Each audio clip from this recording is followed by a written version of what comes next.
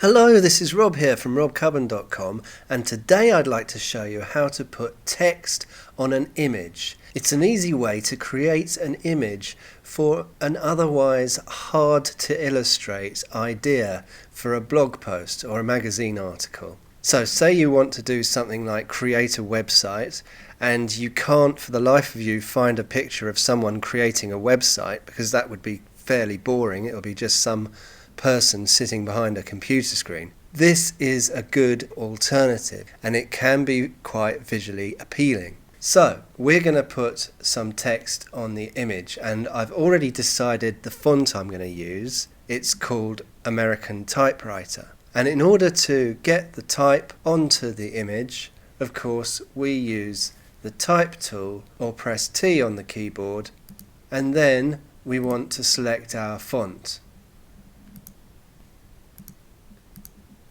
Now, in order to put type on Photoshop, you either click once or you click and then drag, and that will give you a text box, and it means that the text will flow within that box. So that would be more advisable for longer paragraphs of text. But we're not doing that, we're just going to have a couple of lines, so it would be better if we just had a one-click text layer.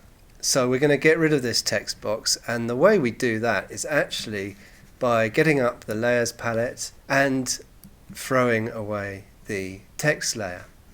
So let's start again, and just to add the text to the image, we just click once with the text tool and then start typing.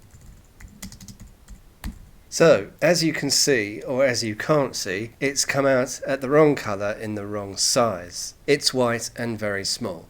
So let's click back on the text layer, and still with our text tool selected, we can click there and select a text colour using the colour picker. And I want to have a dark blue, something that's going to show up against this light blue button. So I'll OK that, and the text has gone blue. Now we could make it bigger using free transform, but I'm going to change the pixel size up here and choose a larger size like 60 pixels.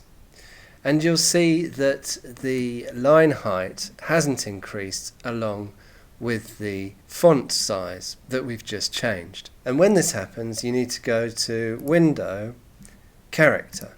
And in the character palette, you'll see that the font size is 60, as we selected up here in the option bar, but the line height, or leading, has stayed at the size it had been originally. When the sizes get very big, sort of more than 20 pixels or more than 20 point, then the line height tends to be around about the same as the font size. So we go 60 and 60. Now you can see the words are reasonably spaced apart. In fact, if anything, they're a bit too far apart from each other. So I'm going to cut that down to 50. And now the website word is slightly closer to the create a.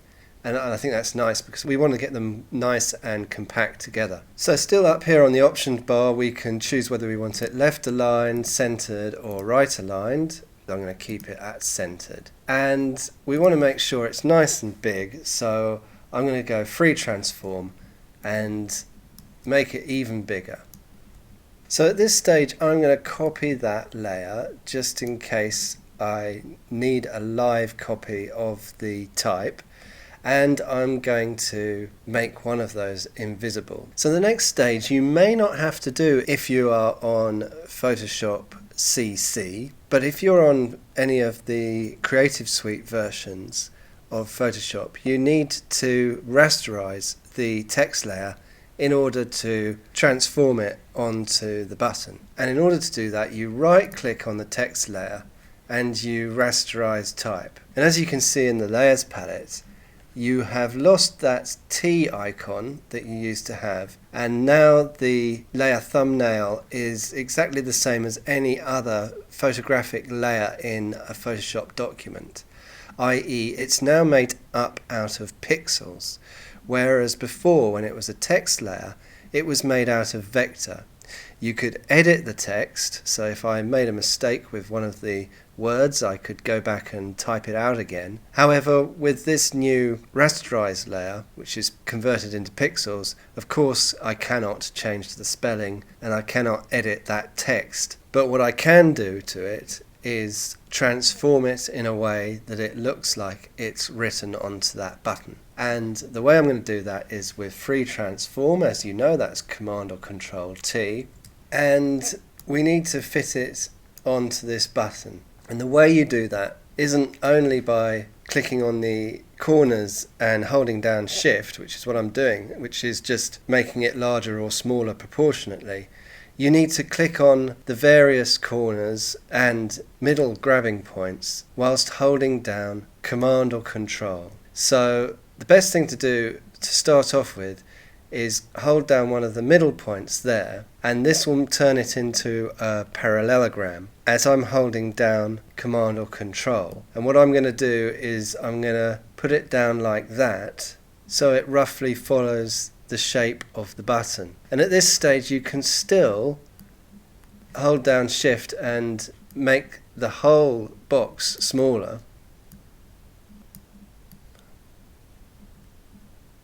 But you can also hold down the Command or Control key again and just make slight adjustments to the corners. And when you do this, the corner moves, but the rest of the box doesn't. So you can get it to fit more or less exactly the way you want it to.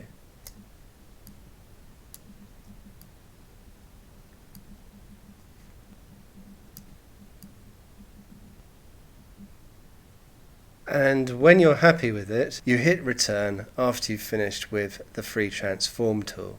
And that is how you put text on a button in this image. And I'll attach the PSD to this lecture. Thank you very much for listening. This has been Rob from robcubban.com. Goodbye.